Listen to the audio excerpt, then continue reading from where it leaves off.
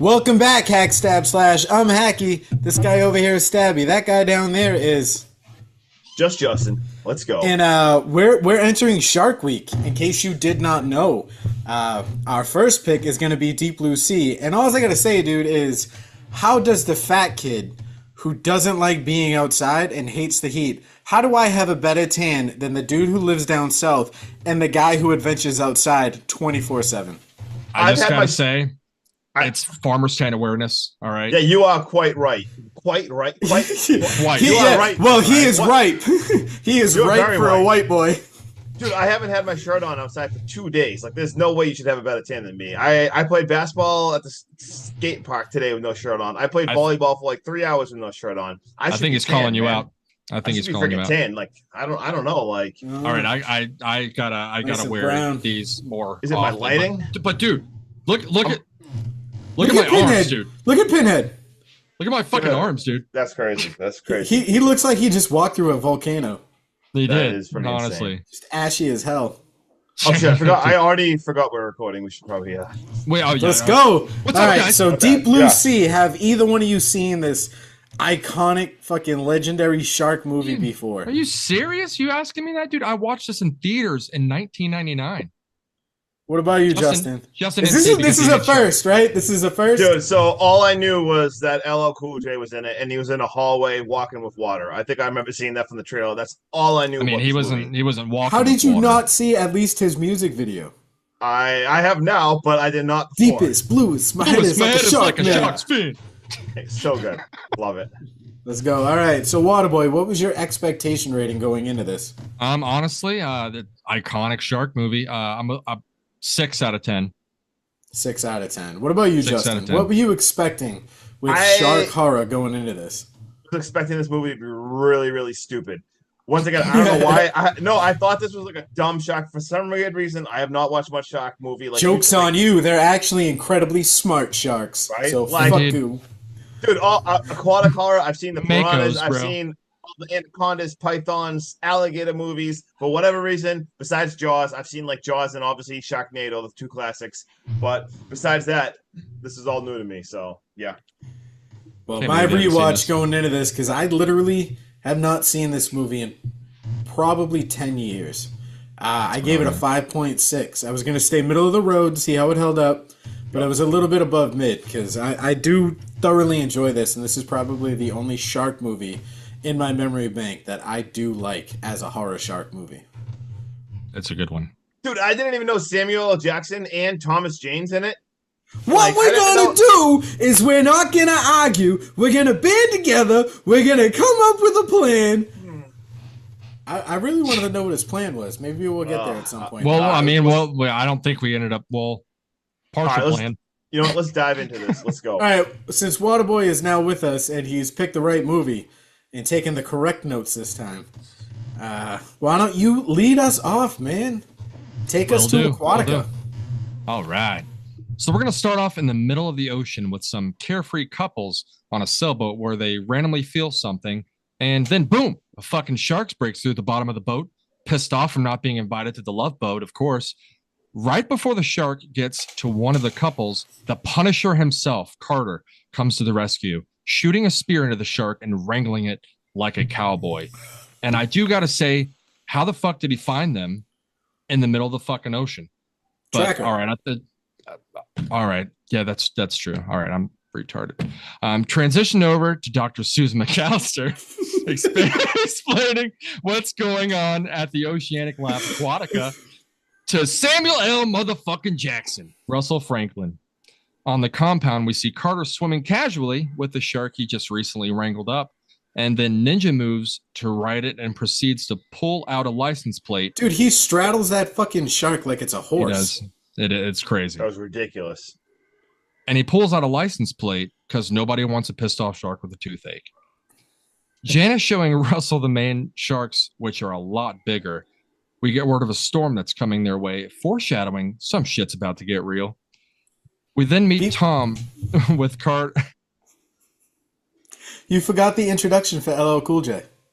That's true. That's true. Yeah. When he bumps into Samuel L. Preacher. Jackson, preacher, and he goes, "Yo," he's like, "You that brother that survived that avalanche that killed some of those people, right? And he's like, yep. And he's like, why don't you leave that to the white people? Yep. That- We got enough. Loved it. Oh my God. We meet Tom with Carter asking about how the shark got out, and it's taken 2 harpoons to take that shark down.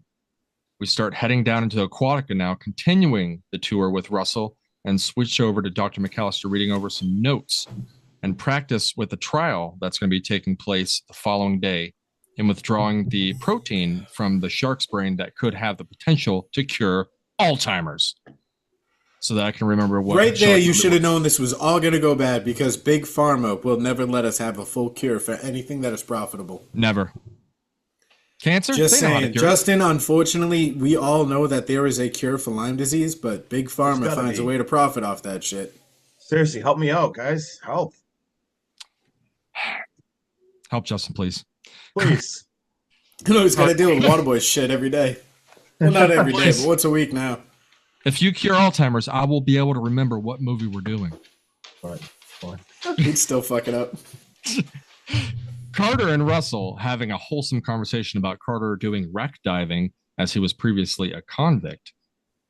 But now it's feeding time with the sharks approaching and with Carter. And then the 2 adults start ripping into one of the other sharks, tearing it to pieces. What the fuck? This Insane. scene looked like something out of like Jurassic Park when they like just rip apart another dinosaur fighting over food. It was Yep. crazy. Dr. McAllister called up to the top deck for a problem. Just kidding. It's a surprise birthday party. Carter starts questioning Dr. McAllister, talking about that they're, messing with God pretty much and with the genes of the sharks, making them smarter at the same time enlarging their brain so that they could have better success chance with the trials. Hurricane is now moving in over Aquatica as Carter readies to wrangle up the Gen 2 shark for the trial. These damn sharks rush the cage from both sides, and they even start to swim backwards, which shouldn't be done. No. And they even recognize the gun. So something's fucked up. Yeah, Samuel L. Jackson calls that out like right after. He's like, Right please away. tell me I'm not the only one who saw that. He's Yeah, like, he's you guys freaked saw out. that. They recognized the gun and they swam backwards. Sharks cannot swim backwards. He's like, and how Yes. do they recognize it? Like, what is going on? I'm tired of these He's damn fucking sharks and this damn. Damn ocean. Now the sharks are even taking out the fucking cameras, dude. They're even smart enough to take out the cameras. But not smart enough for Carter as he tricks them with scuba gear and shoots them and wrangles them up to the water on the platform. Testing time, inserting the needle and extracting the protein from the brain and then dripping it onto brain tissue to see if we can get some neurons firing. It's a success. Fireworks. Fireworks. It's firing. Time to celebrate with Jim smoking a cig, kneeling down to let the shark know they did it. And the shark's like, nah, man, I did, and bites off his arm. Yeah, let me Blood. give you a hand real quick, Jim. Yeah. Oh. Blood everywhere and slow-mo activated with Carter trying to shoot the shark and Dr. McAllister's realizing it. She releases the shark back into the water. Hits the release button. Like, what the fuck? And Medvac's called along with Justin to take over. Not for nothing, I'm okay with her hitting the emergency evac switch because the amount of money they did put into those sharks, you can't just kill it like that. Granted, it took Right. this dude's arm off, but it was already twitchy when you brought it in, so you should have been prepared for this stuff. And it's that doctor's negligence for getting that close. Granted, that shark should have been out cold, but still, dude, why get careless? Mm. You So blame careless. so many different friggin' things. careless. But So ridiculous. Oh, Plot all armor. right. So Jesus. poor friggin' Jim, man. This dude's lost his arm, and they bring him to the surface, and we see the medic chopper. And holy crap, that storm they talked about earlier, it is hidden. I don't know about you guys, but the ocean freaks me out. Huge. And seeing the storm, yeah, seeing shit like that is why I do not Ah. go on cruise ships. Dude, Yeah, I hated dude. watching The Perfect Storm. If you guys have seen that movie, Yes. like Yep. I don't even want to. But yeah, so the storm is going crazy and everything. So they hook up his stretcher to the chopper, and this thing starts flying. get to the chopper. Yeah, get to the chopper. This thing is flying with him being hung down on the friggin' stretcher, still attached. Of course, shit goes wrong. It falls into the friggin' ocean. A shark gets him. And we see the shark pulling him, which is still attached to the Pulls the chopper. fucking hell, The yeah. friggin' chopper goes into the structure.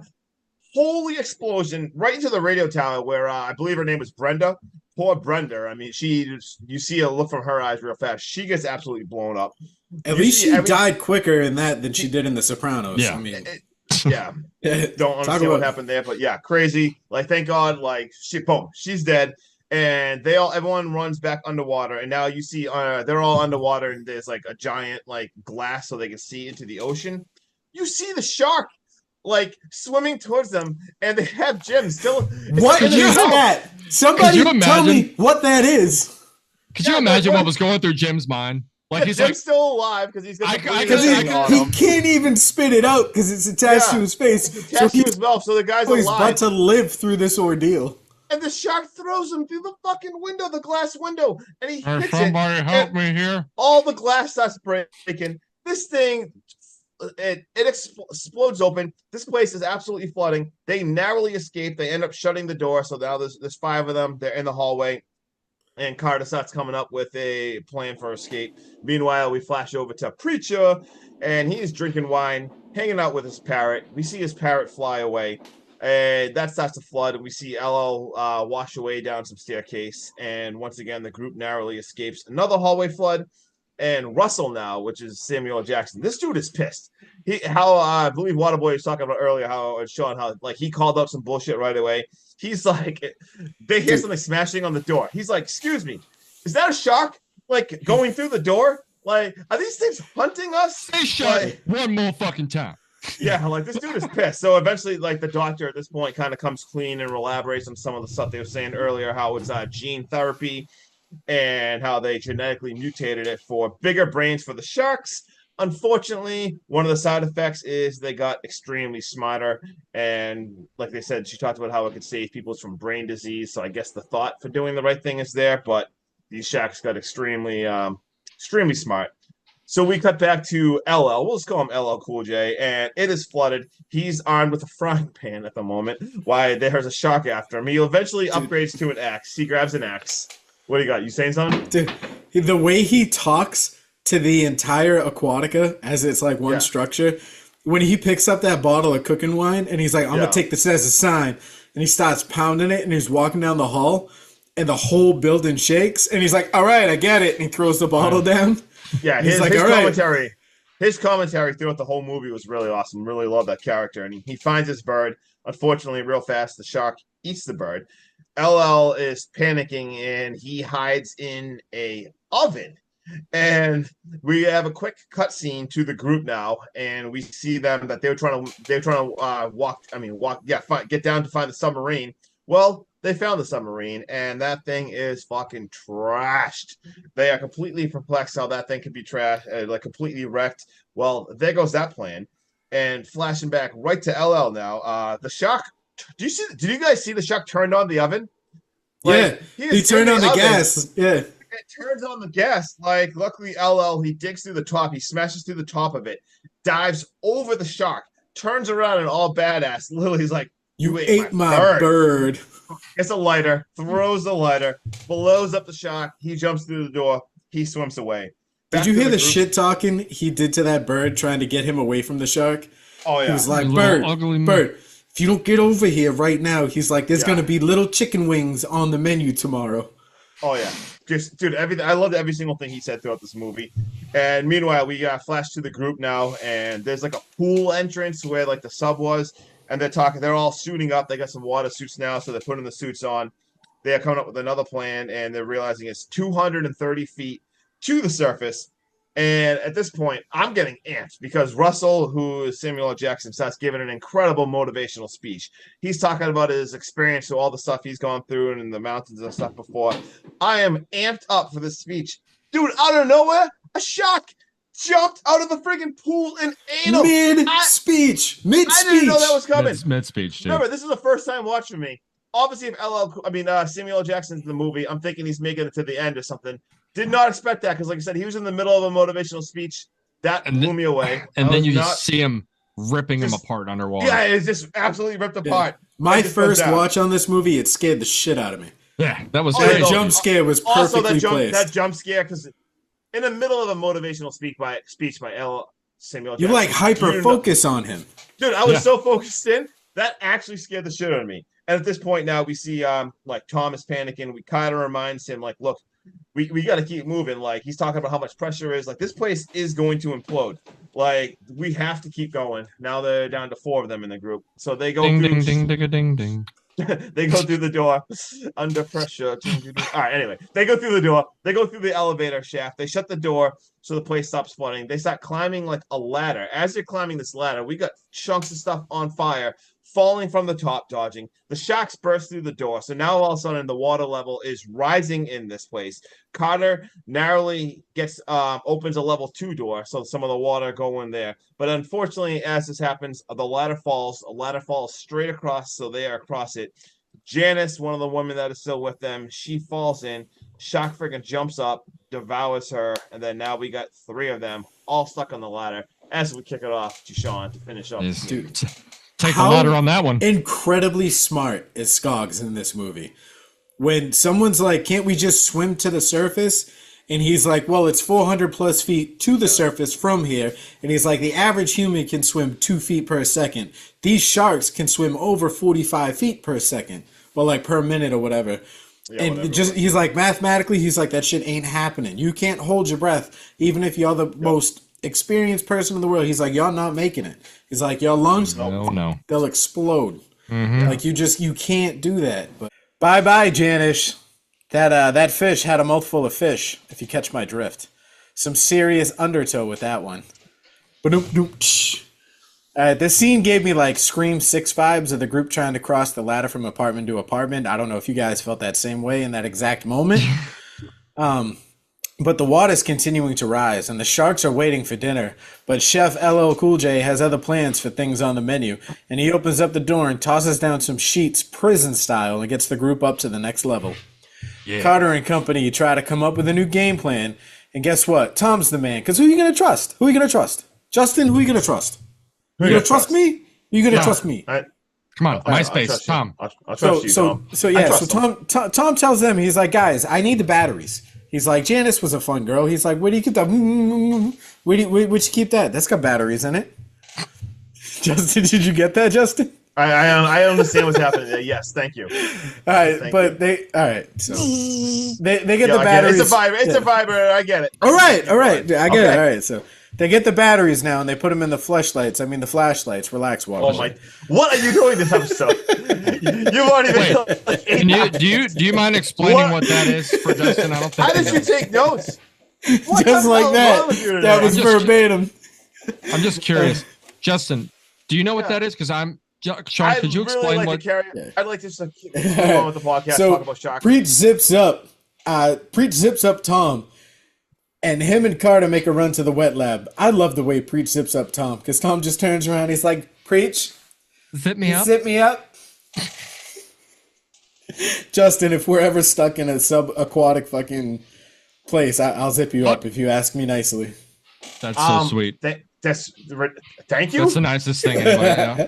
All right, so they head down to the wet lab right now, and they're going to try and reroute the generator so they can drain stairwell number 1, I think is how you would say it. Yeah. And oh no, they're going to drain 1 stairwell at a time. So Skoggs and Carter make their way to the wet lab, but not before we see a shark fin in the distance, and a wonderful jump scare that makes the boys scream bloody murder when Jim's dead body pops up. How long do you guys think they left him alive? Do you think he drowned to death? I think he ended up running out of oxygen and then dying. That has to be the most gruesome death. Yeah. Horrible. Yeah, You do not want to go out that way. Like, I'd say you think he bled out first, or you think it's just painful to think about. Preach pulls out a camera and records his last thoughts in case he doesn't make it out. It says, this is his legacy. I have loved the pulpit. I have loved the bottle. I did my best to be a good husband and a father. And then as he's pondering on what kind of mark he wants to leave on this world, he thinks long and hard, and he goes, time to make the perfect omelet. It's made with 2 eggs, not 3. Amateurs often add milk for density, but this is a mistake. This mistake. Yeah. And I really wish, Justin, like, Justin's losing his mind. I'm so right now. sorry. Oh my god, sorry. I'm so sorry. Go take a Justin, piece. Justin, you were literally covering your eyes Bro, I don't even know. with the pin. You got lost and staring at yourself. But LL Cool J giving this recipe for the omelet, you can tell this man's heart is fully in the kitchen. And I love the shift in his acting. He goes from serious dreadful to like uplifting and wanting to share something that he loves. I thought that was very good and very well done. Carter and Tom now successfully reroute the power, and just before they can celebrate, Tom gets torn to shreds, and the shark uses his switchboard as like his human cheese grater. So this plan is now null and void. So you can throw that right out the window. Susan goes back to her room now to retrieve data. She gets a jump scare by the test dummy shark that we seen from earlier, followed up almost immediately with a real tango with a real shark. Thinking quick on her feet and in her undies, she rips down some electrical cords and deep fries that shark extra crispy, losing her data in the process, unfortunately. So this, again, was all for nothing. Every plan these guys have come up with or everything they have tried to do has been rock solid, and then when it's come down to execution, it has just blown up in their face due to these sharks. Literally. These sharks have spoiled everything. Susan, Preach, and Carter are all back together, and they make their way towards the airlock. Carter has a plan to distract the sharks with life jackets and fire extinguishers. And he tells them, remember to exhale on your way up so your lungs don't explode. Otherwise, you're dead. They flood the chamber as Preach is saying a prayer involving a big stick and him being the meanest motherfucker in the valley. 2 sharks down and 1 demon fish left to go. Can I get an amen? Amen. Amen. Amen. Let's go. The plan works out as they go topside. But before they can get out of the water, the shack. They might as well be. They're big enough. Hey, I just want to let you guys know that you're doing a great job. Yeah. I just want to let you know, Preach, that I'm about to take a bite out of that ass. So the shark grabs onto Preach. But Preach ain't no punk bitch, motherfucker. I'm from the hood. And he grabs his cross and he starts stabbing the shit out of this shark. And eventually he gets him right into the eye. And the shark lets go. Carter gets Preach out of the water now, and it's back to the drawing board for a new plan.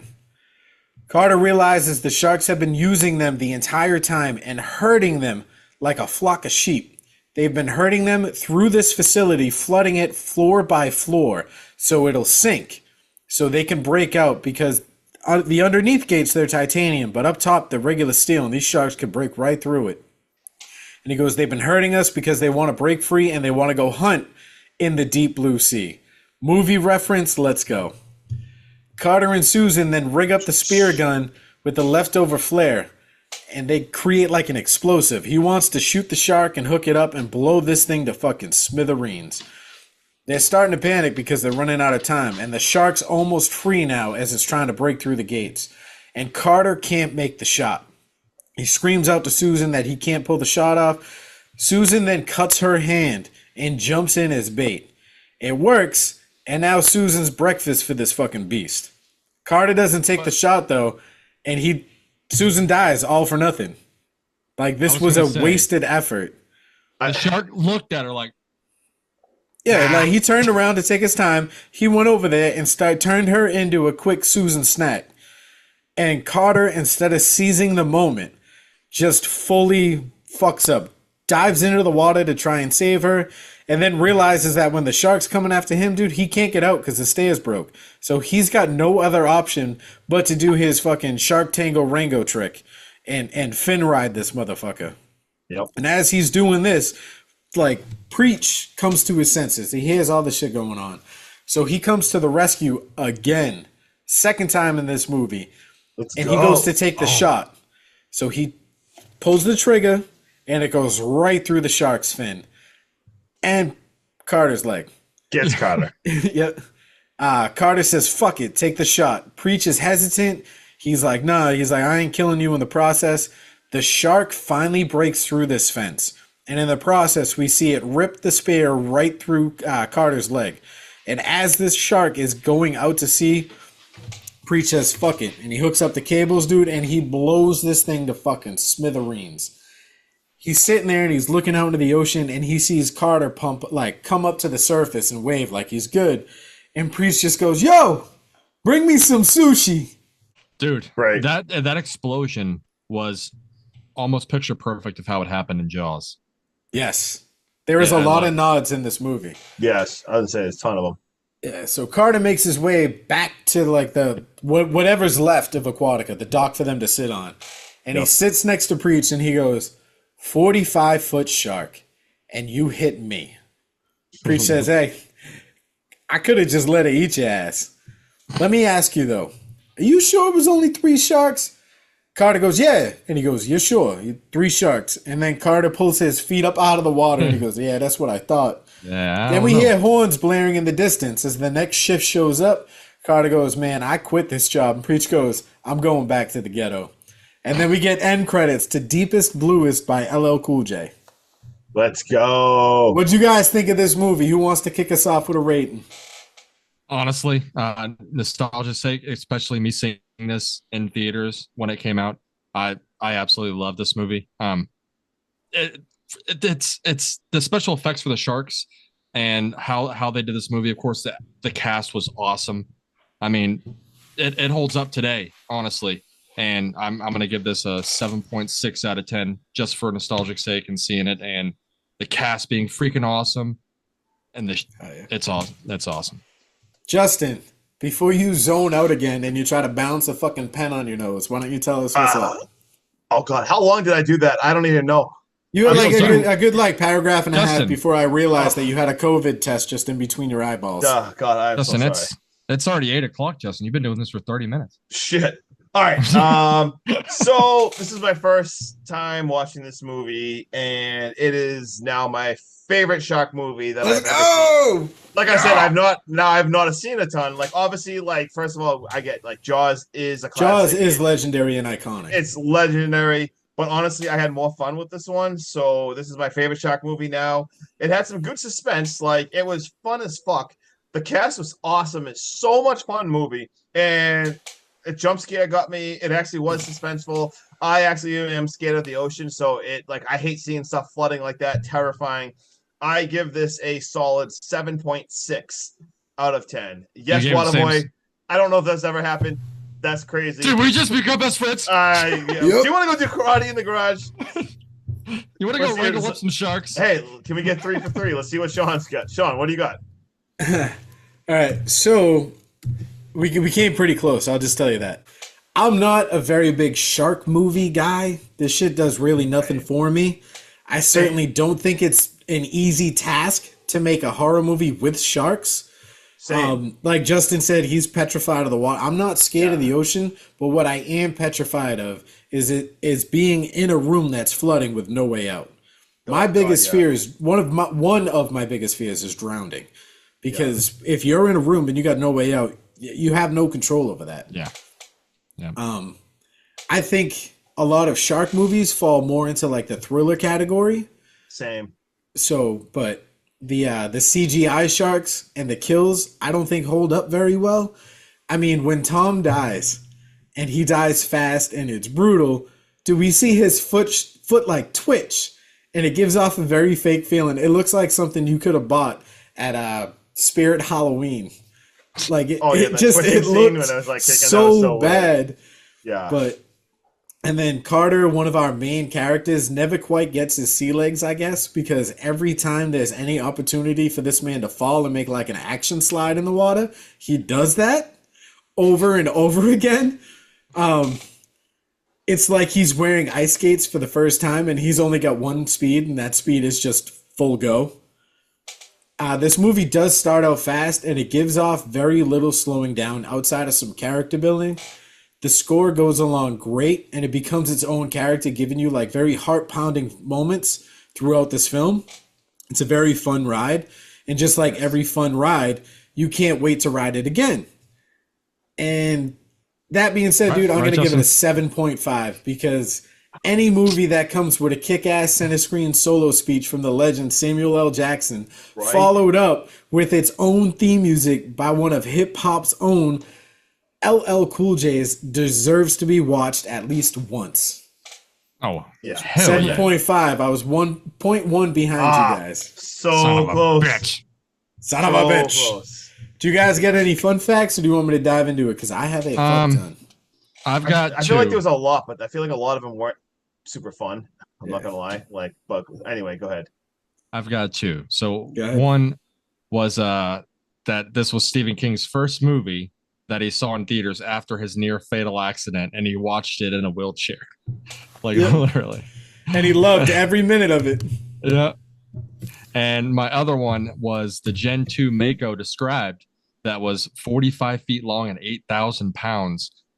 It would make it 3 times the length and 4 times heavier than the largest one ever recorded, along with twice the size of the largest great white that's ever been recorded, which is Damn. crazy to think about. Hell yeah. Terrifying. All right, Justin, what do you got for us? Well, for the Halloween tie-in, I might as well just mention it. I didn't even have to do any Layup. research. So let's take the layup of LL Cool J being in Halloween H2O. And the only other ones I got was Thomas Jane. I thought that was kind of cool. One is actually terrified of sharks, all because of the movie Jaws. And the only other thing that I thought really was cool was, did you see who did the voice of the parrot? Frank No. Welker. Frank Welker, the one of the most legendary voice actors in the history of the guy that did like a lot of the Scooby Doo stuff. The guy, he's been like a voice actor for like 60 years or whatever. Yeah, he did the voice of the parrot, which I thought was insane. And that's pretty much all I wrote. So yeah, that's what I got. So when I was on IMDb and stuff, there's like 50,000 trivia facts that you could go through. So I decided to read them all because I had some time to kill. Like we had all said, LL Cool J smashes this out of the park. He actually won the Blockbuster Entertainment Award for Favorite Supporting Actor that year for this movie. Yeah. Deserved. Like I said, the score and the music in this movie gets your heart racing every time there's a low point, and it's beautifully done. Trevor Rabin won the BMI Film Festival Music Award, and I'd say that's well earned. So those are the only 2 awards this movie got, was LL Cool J and the music, and those are hands down some of the best parts of this movie. For one scene only, Thomas Jane did have to swim alongside a real live shark. He was only allowed to shoot this once they had completed all of his other scenes for fear of an attack. Did you guys notice that the license plate pulled from the shark's teeth is the same one found in Jaws 1975? I read that. Wow. Yeah. The orange-colored mini subversible. Wow. The mini sub, the one that's destroyed, is the same sub seen in the end of the movie Sphere, starring Samuel L. Jackson. One of the major complaints people have was how the sharks managed to map Aquatica enough to know that they had to herd the humans around to get the fences lowered. The sharks have electroreception, and that's what they use to map the entire Aquatica, using the electrical impulses they could sense from the wiring in the walls. That's how fucking smart these sharks got. There's also a moment about 2/3 of the way into the film where the Gen 2 big girl shark attacks Carter as he tries to get the door open, but she swerves out of the way at the last moment. This initially seems like a case of plot armor, but after the reveal that she was trying to make him flood more parts of the facility, it's clear that the shark intentionally did that. I was a little bit, I was questioning that because it could have totally got him right there, but it completely swerved away. Fucking, could you imagine if sharks were like this in real life? Like completely sharks were so smart. So these sharks have adapted and surpassed the average human IQ in this movie due to those hormone increases. And sharks, when they hunt using sense of blood. And one of the biggest gripes among audiences during the opening scenes, it's implied that the shark became more aggressive and attacking the boat with the teenagers because of the blood-like wine that spilled off the boat. But why would a shark mistake the smell of wine for blood? It's not until you realize that the shark, thanks to the enhanced brain cells, it's ignoring its basic instincts of smell, and it's relying on things like assumptions, just like us humans do. Instead of using its basic instincts, it's just going hard. And it knows that something is there, so it wants... Yep. Samuel L. Jackson does not use his trademark motherfucker at all in this film. Instead, he let LL Cool J use it when LL Cool J goes, baddest motherfucker in the valley. Oh, yeah. Fuck yeah. What else do we got? Oh, you got your hand up? What's up? Yeah, I have a I don't want to derail you, but I do have a question. There's 2 sequels to this movie. Have you guys seen Deep Blue 2 or Deep Blue Nope, Sea don't 2 plan on or ever 3? watching them. I Nope. was gonna, I I heard was gonna say, they're horrible. well, that's what I was about. I was just wondering. I was to say they got to be absolutely garbage, right? Justin, go watch them for us. Take a hit for the team. Yeah, I don't know if I want to. I do not want to. So I think I told you this fun fact, Justin. Originally, Saffron Burrows was to be the hero of the film, but director Rennie Harlan said that an interview with test audiences hated that ending, which really surprised him. The test audience felt that she should die since everything was her fault. Like, no, just holding nothing back. Yep. So they made quick scene edits and they reshot some footage at the end to make her die. And because LL Cool J was a fan favorite, they made him the hero. And the audiences loved it, citing that, quote, he's a pretty cool guy. Oh, I was so glad she died. How did you guys feel? Yeah. I felt bad because, like, I get it. She's a scientist. She's trying to do this shit, but I wanted her to die.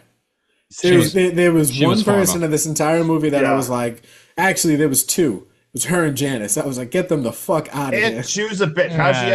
How she acted to Carter and stuff earlier, and like kind of like threatening him out. Yeah, like I was so glad she died. LL. Like when she threatens Carter's job, you could have done that completely differently. Like she holds it against him, and he's like, "You threatening me?" Yeah, that was. And then she's got to clarify, like, I know I'm coming off as a bitch, but if this doesn't work out, we're all out of a job.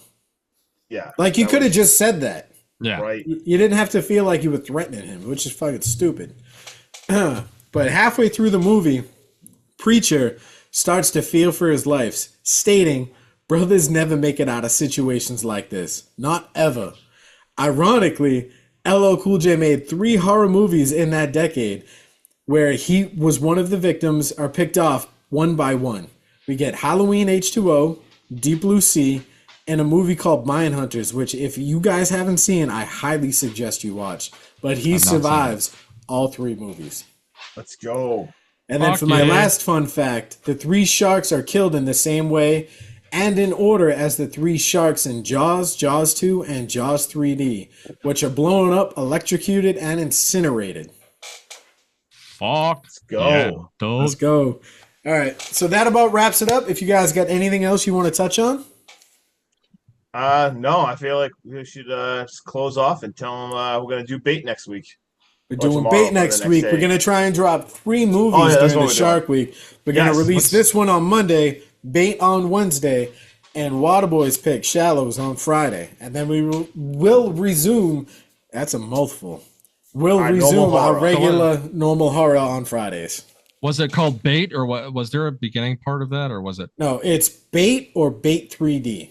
Okay, yeah, so it's not. So it's not Master, right? No. All right. Fuck off. All right, we're out here. I'm wacky. That's wacky. This guy down here.